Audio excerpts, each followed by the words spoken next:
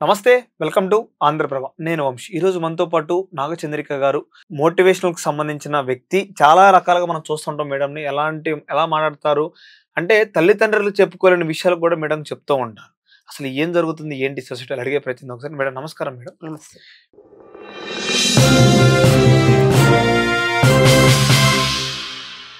Madam ఇప్పుడు నేను చెప్పిన మాటల్లో నేను చాలా విషయాలు మీ విన్నాను కింద కామెంట్స్ చదివాను అందుకని ఈ రోజు ఇంటర్వ్యూ పెట్టడం జరిగింది సో ఇప్పుడున్న జనరేషన్స్ కి సంబంధించిన ఏదో జెన్జీ జనరేషన్ కొత్తగా వచ్చింది ప్రజెంట్ ఒకటి తల్లిదండ్రుల మాటలు విన్న వాళ్ళు ఉన్నారు చెప్పుకోలేని వాళ్ళు కూడా ఉన్నారు ఇప్పుడు తల్లిదండ్రులు చెప్పిన ఆ ఒక మాట చెప్తే ఆ మాటకి ఎదురు చెప్పే వాళ్ళు ఉన్నారు తల్లిదండ్రికి ఒక మాట చెప్పుకోలేని పిల్లగాలు కూడా ఉన్నారు అసలు ఈ మధ్యన ఎందుకు ఇంత డిఫరెంట్ అని వచ్చింది మేడం ఈ రెండింటికి వ్యత్యాసం అంటే ఏం చెప్తారు మేడం ఇప్పుడు పిల్లల్ని పెంచుతున్న తల్లిదండ్రులే పెంచుతారు. చిన్నప్పటి నుంచి పెరిగే తల్లిదండ్రుల దగ్గర. తర్వాత ఎక్కడికి వెళ్తారు వాళ్ళు? స్కూల్కి వెళ్తారు.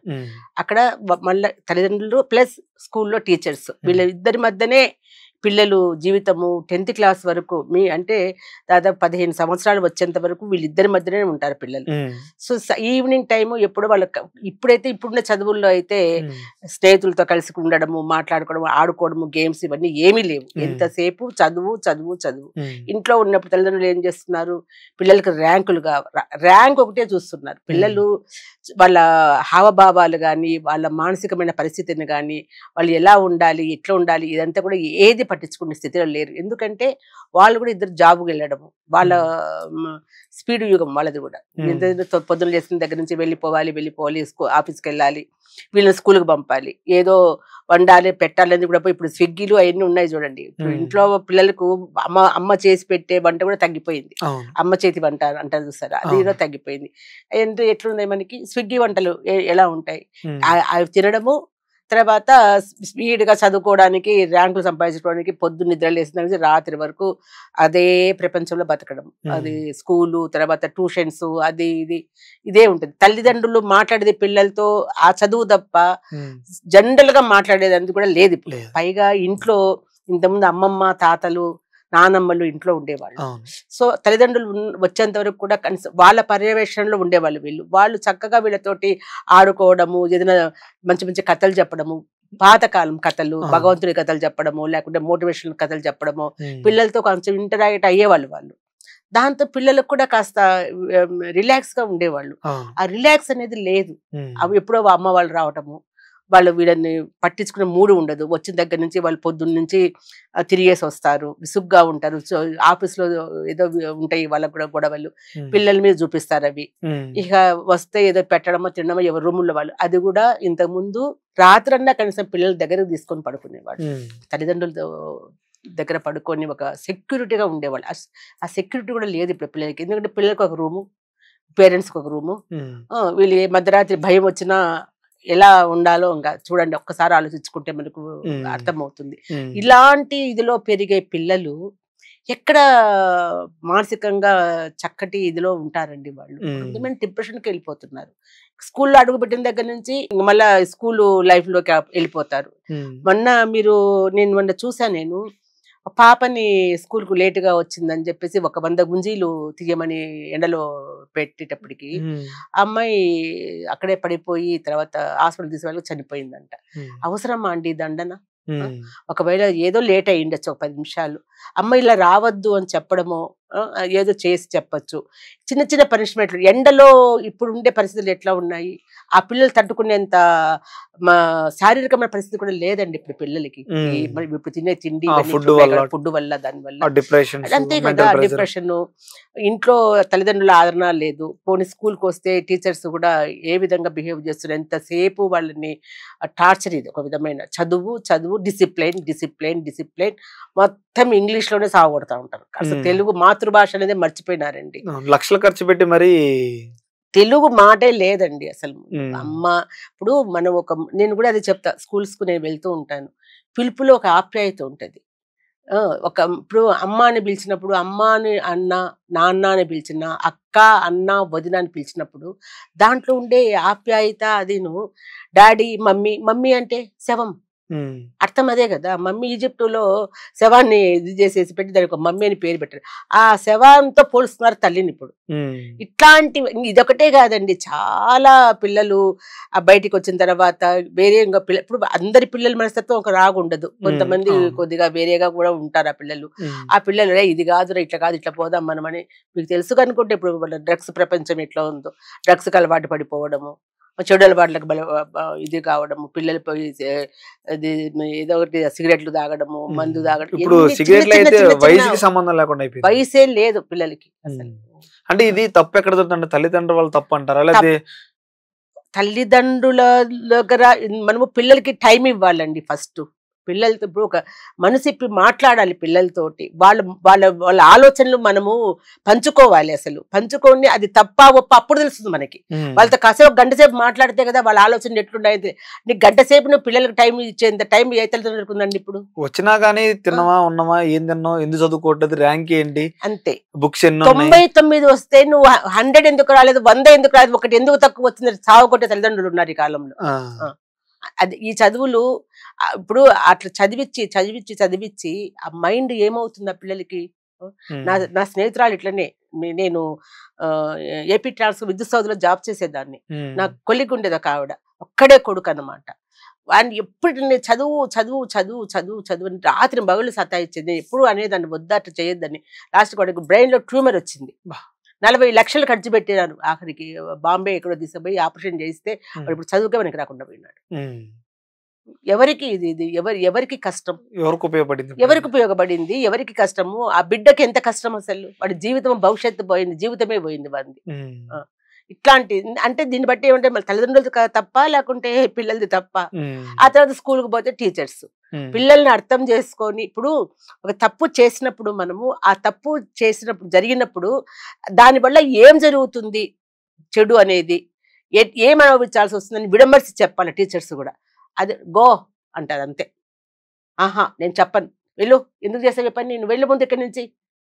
ఇంత తప్ప ఈ తప్పు చేసినావు కదమ్మా, దీనివల్ల ఇది జరుగుతుంది అంటే ఇంకో రెండోసారి పిల్లలు చేయరండి. పిల్లలు వెన్నముద్ద లాంటి వాళ్ళండి. మనం ఎలా మలిస్తే అట్లా వాళ్ళు తిరుగుతారు. వాళ్ళు చిన్నప్పుడు కదా, వాళ్ళు ఒక ఏజ్ వచ్చినాక 25 years దాటిందంటే అది వేరే ఉంటది. చిన్న పిల్లల దగ్గర నుంచి వాళ్ళు వచ్చినప్పుడు వాళ్ళు మనం ఏం చెప్తే అది విని అర్థం చేసుకొని దాని ప్రకారం పోతారు వాళ్ళు. అది పేరెంట్స్ లో లేదు, టీచర్స్ లో లేదు, స్కూల్లో దొరకడం లేదు వాళ్ళకు. దాంతో ఇప్పుడు ఆ పిల్లలు ఆ రకంగా తయారైపోతున్నారు. ఎంత బాధ ఉంటుందంటే పిల్లలకి, ఎవరికి చెప్పుకోవాలో తెలియదు, ఏడుస్తారు. వినేవాళ్ళు లేరు. పక్కన ఫ్రెండ్స్ ఉంటారు, ఆ ఫ్రెండ్స్ ఈ విధమైన ఫ్రెండే ఉంటుంది అక్కడ. ఒకవేళ ఆ అమ్మాయి కూడా ఏదో వేరేగా ఉండొచ్చు, ఆ అబ్బాయి వేరేగా ఉండొచ్చు. ఇప్పుడు ఈ అమ్మాయి ఈ ఆలోచన చెప్పిన ఇది వద్దు, మనం ఇట్లా చేసుకుంటా పోయినామంటే ఇది బాగుంటుంది, తప్పుడు అడుగులోకి తీసుకుపోయే ఆ దావలోకి తీసుకుపోయే స్నేహితులు ఉంటారు ఎక్కువ.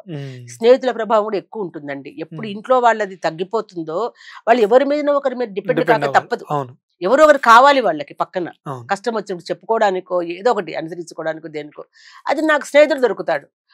వాడు అట్లాంటి స్నేహితుడు డ్రగ్స్ తీసుకునేవాడు, సిగరెట్ తాగేవాడు, ఇంక మందు తాగేవాడు, ఇంకొక చెడ్డ పనులు చేసేవాడు, ఇంకా దుర్మార్గుడు. పిల్లల్లో క్రూరత్వం కూడా వస్తుంది, చంపేస్తున్నారు. ఇటీవల ఒక 2 నెలల కిందట అనుకుంటాను, అమ్మాయిని వాడు చిన్న అమ్మాయి, చిన్న పాప, వాడు కూడా 9th class 10th class పిల్లోడు ఇంట్లోకి పోయి మరీ చంపేసి వచ్చినాడు అమ్మాయిని ముక్కలు ముక్కలు. ఇంత అసలు ఇట్లాంటిది పిల్లలకు వస్తుందా అండి? ఎందుకు వస్తుంది ఇంత దుర్మార్గము ఆలోచన, ఇంత క్రూరత్వం ఎందుకు వస్తుంది? ఇప్పుడు వాడు ఈ పొద్దున్న వాడు రక్తం కళ్ళ చూస్తున్నాడు, వాడు జైల్లో పెట్టినా అది పోతుంది వాడికి. బయటకు వచ్చిన వాడు మళ్ళీ అదే ప్రవృత్తితో బతుకుతాడు అంతే. అంటే పిల్లల్ని మనము పాడు చేస్తున్నాము, దిగజారుస్తున్నాము వాళ్ళని. దీనివల్ల నేను అంటే ఒకటే మాట, పిల్లల్నే కన్నద్దని చెప్తాను. ఎందుకు నీకు టైం లేనప్పుడు పిల్లలు ఎందుకు? నీకు అవసరం లేదు. కంటమే కాకుండా చూసుకునే బాధ్యత కూడా ఉంటే రెండూ ఉండాలి. ఇప్పుడు పూర్వకాలం అంతా ఎట్లా పెరిగినాము, ఇప్పుడు మేము ఈ స్టేజ్కి వచ్చినామంటే ఇంట్లో ఎంత ఉండబట్టి మేము ఎట్లా రాత్రి పూట పక్కన మా మేనత్త దగ్గర పడుకునేదాన్ని నేను. ఆవిడ రాత్రి ఏదో ఒకటి, ఒక తినుబండారము ఇట్లా కొంగులో మూడ కట్టుకొని ఉండేదన్నమాట. పక్కన పడుకుంటే అవి ఒలిసి చేతిలో పెట్టి చిన్న చిన్న కథలు చెప్పేది, ఊగడతా వినేవాళ్ళము. ఎంత హ్యాపీగా ఉండేది, ఎలాగ నిద్రపోయేటోళ్ళము. అట్లాంటి హ్యాపీగా నిద్రపోతున్నారా పిల్లలు ఇప్పుడు? లేదు, నిద్ర కూడా లేదు వాళ్ళకి పాపం. అసలు పిల్లలను చూస్తే నాకు జాలి అనిపిస్తుంది ఇప్పుడు. అంటే మీరు చూసిన ఇప్పుడు వరకు స్కూల్కి వెళ్తా ఉంటారు, మీరు ఎలాంటి అవును. మోటివేషన్ చేస్తూ ఉంటారు కదా మేడం, అవును. మీరు చూసిన ఒక సెన్సిటివ్ విషయం చెప్పగలుగుతారా? అంటే తల్లిదండ్రులకి అర్థమయ్యేలాగా కొంచెం, అంటే పిల్లగాళ్ళు ఎంత ఎక్కడి వరకు వెళ్ళిపోతున్నారు అనే దాని వల్ల కోసం తల్లిదండ్రులు కొంచెం ఈ జనరేషన్ తల్లిదండ్రులకు కూడా చెప్పాలి మనం. వాళ్ళు ఎవరికి ఏం చెప్పుకునే స్థితిలో కూడా లేరండి పిల్లలు. ఇప్పుడు మనం చెప్పడం అంటే కూడా చాలా కష్టం అనిపిస్తుంది. ఇప్పుడు నేను కూడా వెళ్తున్నాను కానీ ఇంకా ఇప్పుడు ఒక 100 మంది పిల్లలు ఉంటే వాళ్ళు అంత మందిలో చెప్పుకోలేరు అంటే బాధను కూడా. మనం ఏమంటే ఒక్కొక్కళ్ళను కూర్చోబెట్టుకొని వాళ్ళ బాధను బయటికి తీయాలి మనం. ఆ ఛాన్స్ గవర్నమెంట్ ఇవ్వడం లేదు. మేము వచ్చి చెప్తామని అంటే కూడా అవసరమా? మాకు చదివే సిలబసే పూర్తి కాకపోతే వీళ్ళని ఎందుకు? ఇప్పుడు నేను చిన్న విషయం, ఇప్పుడు నేను ఒక ఓల్డ్ ఏజ్ హోమ్ నడుపుతున్నా 20 సంవత్సరాల నుంచి. చాలా చిన్న విషయం ఇది. ఎందుకంటే సంవత్సరానికి ఒకసారి సీనియర్ సిటిజన్స్ డే అంటే అక్టోబర్ 1 తారీఖు చేసుకుంటాం అందరం కూడా. ఏ డిస్ట్రిక్ట్ వాళ్ళు ఆ డిస్ట్రిక్ట్ లో చేస్తారు. మనం ఏమనుకుంటామంటే ఇప్పుడు పిల్లలకు ఇప్పుడు పోయింది ఏంటంటే పేరెంట్స్, అది తల్లిదండ్రుల యొక్క విలువ తెలియడం లేదు. ఇంక ఇంట్లో తాతలు అమ్మమ్మలు లేకుండా పోతున్నారు. వాళ్ళని ఎలా గౌరవించాలి, ఎలా మాట్లాడాలి అనేది కూడా, వాళ్ళు ఏ విధంగా సంబోధించాలని కూడా తెలియదు. ఇట్లాంటి దాంట్లో కోసం అని చెప్పి మనం స్కూల్కి వెళ్ళి స్కూల్లో పెద్దవాళ్ళు 90 ఇయర్స్ 90 వాళ్ళ అమ్మమ్మలు తాతలు ఉంటే వాళ్ళని తీసుకొని వచ్చి వాళ్ళ కొడుకులు కోడళ్ళు వాళ్ళ మనవళ్ళు మనవరాళ్లతోటి ఆ స్కూల్లో వాళ్ళకు ఒక గౌరవంగా వాళ్ళని గౌరవించి వాళ్ళ యొక్క పెద్దవాళ్ళ యొక్క విలువ, వాళ్ళ ఇంట్లో ఉంటే మనం ఎటువంటి ఇదిలో ఉంటాము అనేది చెప్పాలని ఒక ఎంఈఓతో నేను ఫోన్ చేసి చెప్తే, అసలు పిల్లలకి ఈమె చేసే ప్రోగ్రామ్కి ఏంటి సంబంధం? వాళ్ళ హోమ్ లో చేసుకుంటే కాబట్టి స్కూల్ టీచర్లు వెళ్ళొచ్చులే అని అన్నాడంట. స్కూల్ టీచర్లు వెళ్ళడం ఏంటి నాకు అర్థం కాలేదు. పిల్లలకి అర్థం కావాలి, అవేర్నెస్ కోసం చెప్తున్నాం మేము. ఎవరు పర్మిషన్ ఇస్తున్నారు దాంట్లోకి? ఇప్పుడు మాలాంటి ఎన్జిఓస్ కావచ్చు, మోటివేషన్ చెప్పాలి, స్కూల్కి వెళ్ళాలి, మాట్లాడాలి అని అంటే మరి గవర్నమెంట్ నుంచి కూడా మాకు సపోర్ట్ కావాలి కదా. అవన్నీ ఏమీ లేవు. చదివినాడా లేదా? ఆ స్కూల్లో ఎంత స్ట్రెంగ్త్ ఉంది? ఒక 1000 మంది ఉన్నారా, 2000 మంది ఉన్నారు, అప్పుడు ఆ స్కూల్ గొప్పగా అయిపోతుంది అనమాట. అంతేగాని ఎన్ని ర్యాంకులు వచ్చినాయి, ఆ స్ట్రెంగ్త్ ఎంత ఉంది, ఎంత స్ట్రెంగ్త్ ఉండి ఏం చేయాలండి సరిగా లేనప్పుడు? ఇది ఎవరు ఆలోచిస్తున్నారు? ఆ పై వరకు ఎక్కడికి వెళ్తున్నాయి ఇవన్నీ కూడా? ఇవన్నీ పట్టించుకున్న తీరిక ఏ రాజకీయ నాయకుడికి ఉంది, ఏ గవర్నమెంట్ ఆఫీసర్కి ఉంది? మరి మాలాంటి వాళ్ళ ఆవేదన పడి కూడా ప్రయోజనం లేదు. నాకైతే అసలు పిల్లలకు బాగా నేర్పించాలి వాళ్ళని. ఆ బాధ నాకు తెలుసండి, నేను చూస్తున్నాను, చాలా మంది పిల్లల్ని చూస్తున్నాను, సూసైడ్ చేసుకునే పిల్లల్ని చూస్తున్నాను, చెప్పుకోలేక. చాలా రకాలుగా సూసైడ్ మొత్తం డిప్రెషన్ లోకి అంటే డిప్రెషన్ ఏ విధంగా అంటే వీళ్ళు తల్లిదండ్రులు చెప్పుకోలేక, ఇటు కాలేజ్ వాళ్ళకి చెప్పుకోలేక డిప్రెషన్కి వెళ్ళి చనిపోతుంటారు కదా మేడం. ఆ డిప్రెషన్ ఉన్నప్పుడు మనం ఎలా గుర్తించాలి అసలు వాళ్ళని? ఇప్పుడు మనసులో ఒక బాధ కలుగుతుందండి. నాకే ఒక బాధ మొదలవుతుంది. నాకు బాధ ఎప్పుడు కూడా మనసులో ఉండే బాధ పక్కన వాళ్ళకు చెప్పినప్పుడే అది కొంచెం రిలీఫ్ వస్తుంది మనకి. అది ఎవరో ఒక మనిషి కావాలి మనకి. ఎవరు ఉన్నారు అక్కడ చెప్పుకోవడానికి? తోటి స్నేహితులు చెప్తే వాళ్ళు పిల్లలే కదా, వాళ్ళకేం దారి తెలుస్తుంది? అంతే కదా, చేస్తారు. నేను ఒక స్కూల్కి వెళ్ళి మాట్లాడుతూ ఉంటే ఒక అబ్బాయి వచ్చాడు, నన్ను ఎగతాళి చేశాడు, నన్ను తిట్టాడు, నన్ను ఏదో ఒక రకంగా వల్గర్గా మాట్లాడినాడు, ఏడుస్తున్నాడు వచ్చి కూర్చొని అక్కడ అడ్మిషన్ తో చెప్పి. వాళ్ళు చెప్పుకోలేరు కూడా మనసులో నుంచి. ఎవరు ఒక మనిషి కావాలి పిల్లలకు చెప్పుకోవడానికి. మాలాంటి వాళ్ళు వెళ్ళినప్పుడు వాళ్ళు అప్పుడు మనకు తెలుస్తుంది వాళ్ళు డిప్రెషన్ లో ఉన్న. అప్పుడు మేము వాళ్ళతో మాట్లాడుతున్నప్పుడే కదా బయటపడతాయి అన్ని కూడా.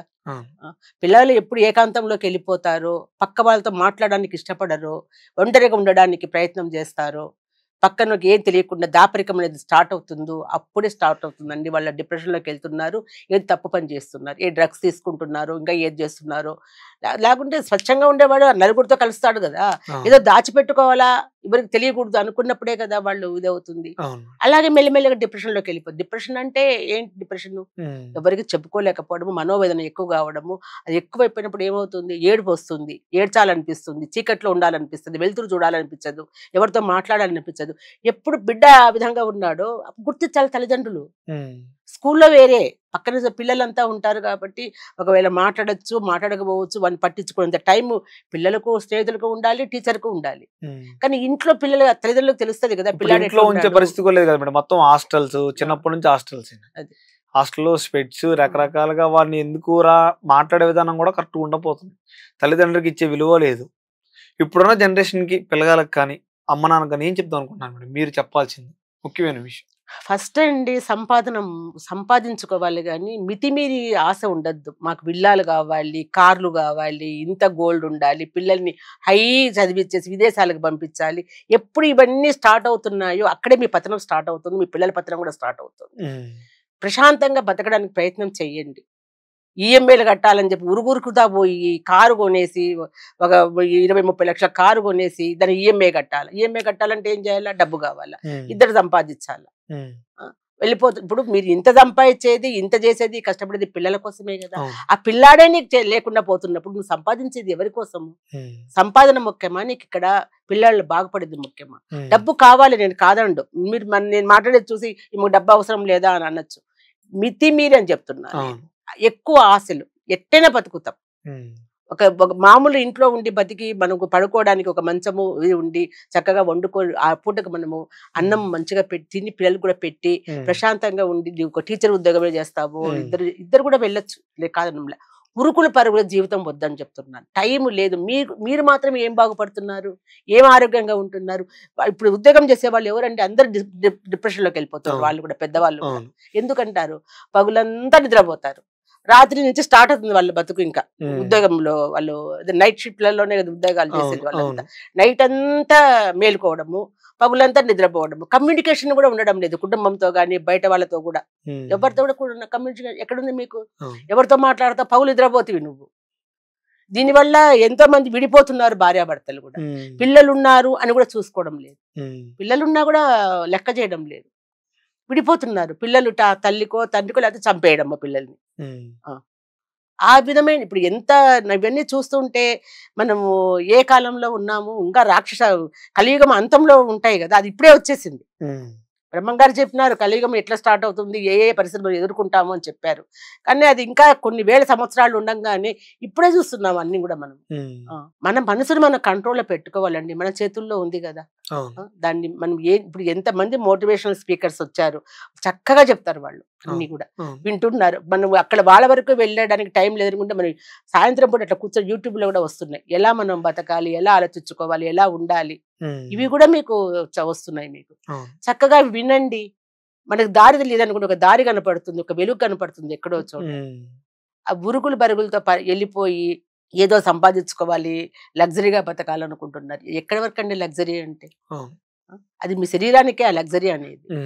అంతే అంతే కదా. ఇప్పుడు ఏసీ కావాలా, ఏసీ కారు కావాలా, ఆ కారు కూడా ఏసీ కారు అంటే 10 లక్షలు పెట్టినా వస్తుంది కాదు, మాకు 40 లక్షల కారే కావాలా.